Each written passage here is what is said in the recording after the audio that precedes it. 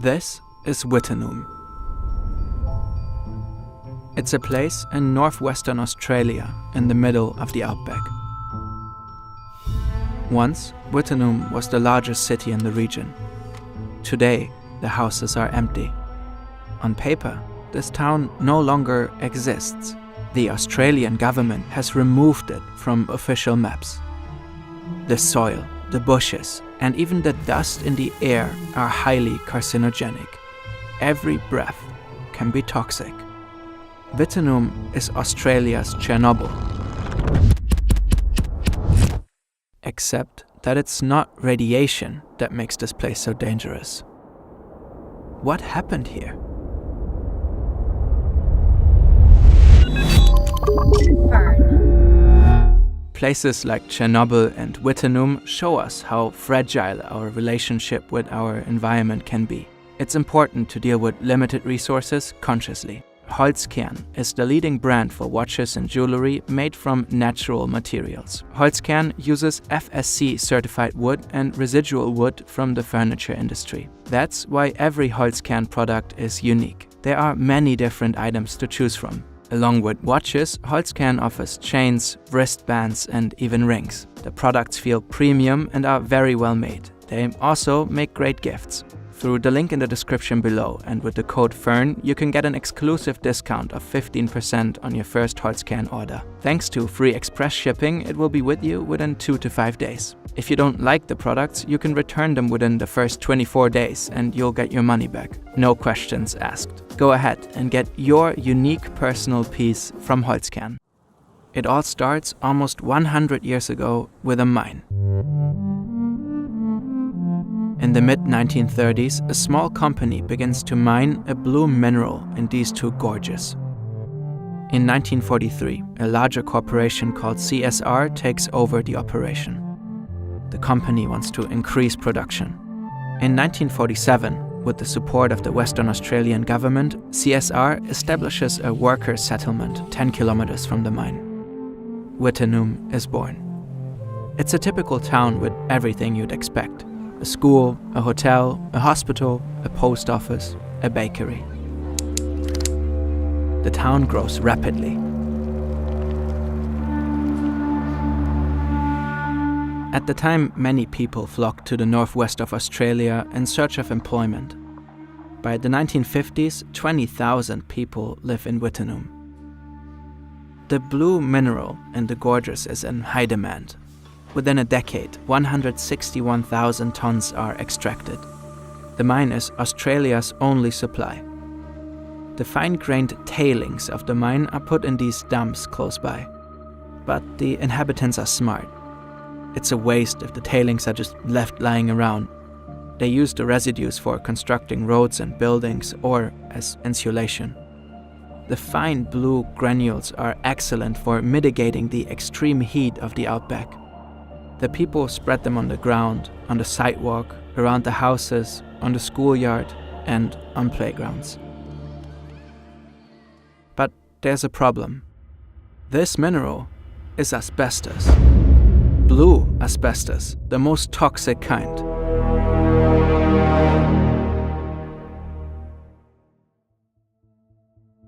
Asbestos gets into the lung when dust containing microscopic fibers of the mineral is being inhaled.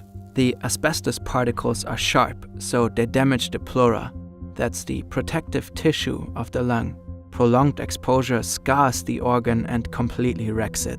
The result is shortness of breath, a persistent dry cough, and a lot of pain. This is called asbestosis.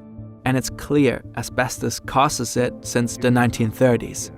Since then, there have been attempts in various countries to regulate the use of the mineral. Nonetheless, after World War II, it's becoming immensely popular. Soon, asbestos is a staple in construction around the world. After all, it's strong, cheap, insulating, and widely available. The market is booming. Kent Micronite cigarettes proudly advertise their asbestos filters. It's a wild time. Cigarette designed just for you. Change to Kent, change to Kent. Lobbying organizations across the world will twist the truth about asbestos in the coming decades, even as the science is becoming crystal clear. The concerns of health professionals are largely being ignored. The same rings tragically true in Wittenoom.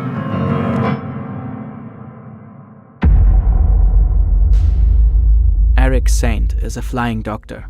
He travels to remote parts of Australia to take care of people. He visits Wittenoom in 1948, 1 year after the town's inception. He worries about it right away. He finds the dust concentration in the mine to be extremely dangerous. He informs the mine management about the extreme risks of asbestos. He also shares his concerns with the head of the public health department in Perth and predicts the greatest crop of asbestosis the world has ever seen.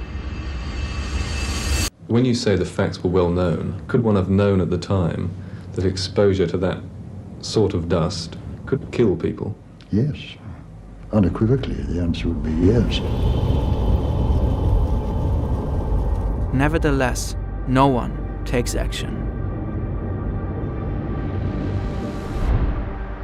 A few years later, Dr. Jim McNulty also starts to focus on the health of the workers on site. And my impression of the mine was that, I said at the time, it was the worst I'd ever seen in terms of dust. There was dust everywhere. You got dust in your hair, got it in your teeth. When you walked around the mill, you put your hand on a railing, your hand came off black. McNulty repeatedly informs CSR about the dangers of asbestos. The mine management does not respond. Attempts to get changes made to dust measurement, and particularly, were blocked by people who had done the same thing for many years.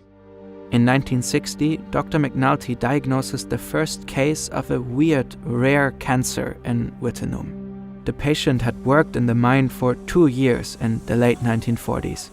You see, since the asbestos fibers are so fine and sharp, particularly the blue ones, they don't just damage the pleura, they get stuck in it, often forever.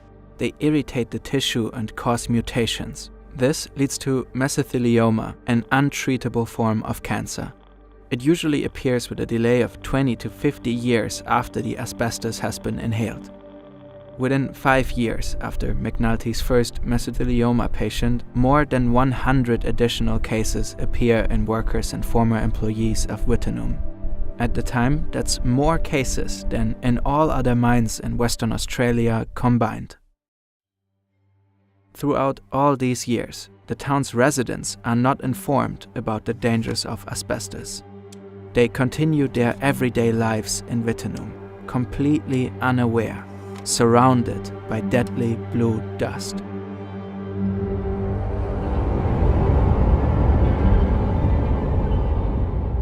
In 1966, CSR finally closes the mines in Wittenoom, not because of health risks though, but due to economic reasons.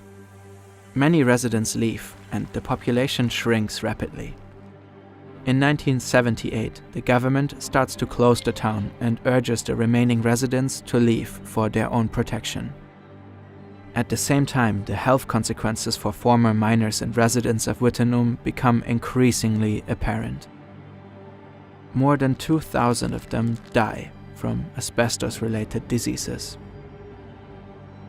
The town is not radioactive, like Chernobyl, but being there for too long is deadly nonetheless. Today, Western Australia has the highest recorded mesothelioma mortality rate in the world. Some former citizens lost almost all of their family. One slow, agonizing death after the other. Does that make you angry? Yes. Yes, it makes me very wild. Very, very wild. I wouldn't have lost my husband or my parents if it hadn't been for the asbestos. I'm sorry. But nobody deserves to die the way that they died. It's cruel. In the 80s, CSR begins to lose major lawsuits against former workers and residents. reports established that the company knew that asbestosis and cancer were extremely likely results of working in conditions such as those they permitted in Wittenoom. CSR ends up paying millions of Australian dollars in damages.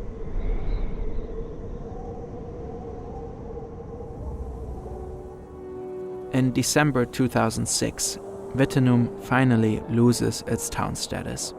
The power grid is disconnected. The town is removed from official maps and road signs. The blue dust remains. CSR left behind 3 million tons of asbestos tailings.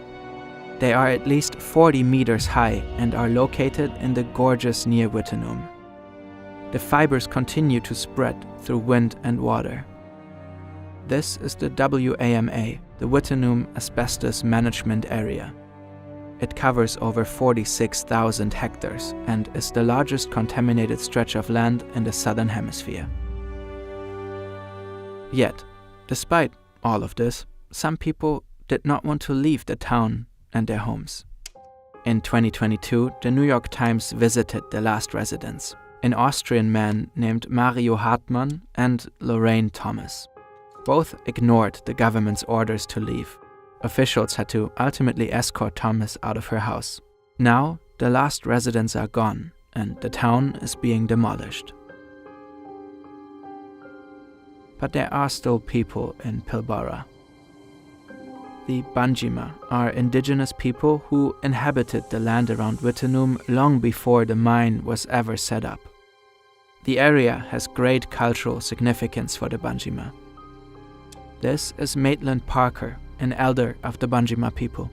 He grew up in the vicinity of Wittenoom and played in the gorges as a child, with serious health consequences. I was diagnosed with mesothelioma in 2016, and it's a miracle I'm still here.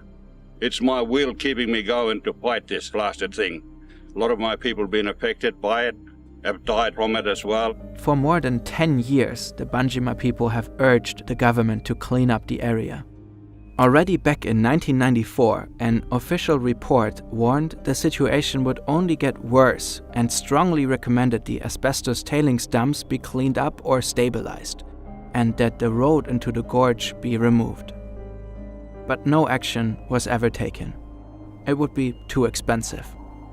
Disposing of all the asbestos could cost an estimated 100 to 600 million Australian dollars. And so, yeah, it's going to cost millions, we know that, but hey, that's not our problem. Until then, the aftermath of Wittenoom continues. The blue particles continue to be taken up by the wind that blows through the ruins. The tailings continue to crumble into the once magnificent gorges and to river streams. The sharp fibers are still in the lungs of people who played on the town's playgrounds and walked its streets. A great number of these people will die a painful death.